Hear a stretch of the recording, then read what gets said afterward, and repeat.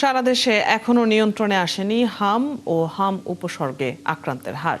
প্রতিদিনই শিশু রোগীর পাশাপাশি হাসপাতালে বাড়ছে বয়স্ক রোগীর ভিড়। গত ২৪ ঘন্টায় সিলেটে ও ময়মনসিংহে হাম উপসর্গে মারা গেছে ২ শিশু। স্বাস্থ্যবিধি না মানার কারণে সংক্রমণ কমছে না বলে মনে করছেন চিকিৎসকরা।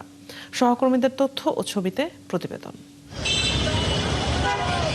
ময়মনসিংহ মেডিকেল কলেজ হাসপাতালে হাম উপসর্গে বৃহস্পতিবার আরও এক শিশুর মৃত্যু হয়। এ নিয়ে সেখানে মৃতের সংখ্যা বেড়ে দাঁড়িয়েছে ৪৬ জন। সেখানে ২৪ ঘন্টায় হাম উপসর্গ নিয়ে ২৫ জন ভর্তি সহ চিকিৎসা নিচ্ছেন ৯৩ জন। সিলেটে এক শিশুর মৃত্যু হয়েছে। এ নিয়ে সিলেট বিভাগে মৃতের সংখ্যা বেড়ে দাঁড়িয়েছে ৬৩ জনে।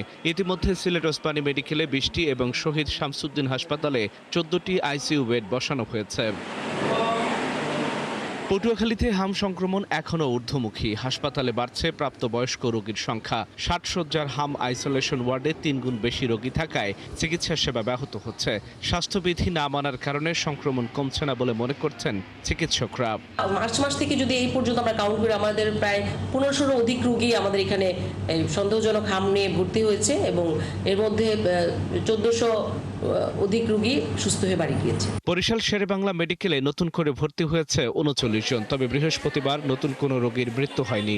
শিশুদের অভিভাবকরা জানান, হাম ওঠার আগে শরীরে অন্যান্য রোগের উপসর্গ দেখা দেয়। তবে হাসপাতালে চিকিৎসার পর শিশুরা কিছুটা সুস্থ বোধ করছে। আল ইমরান, ৭১।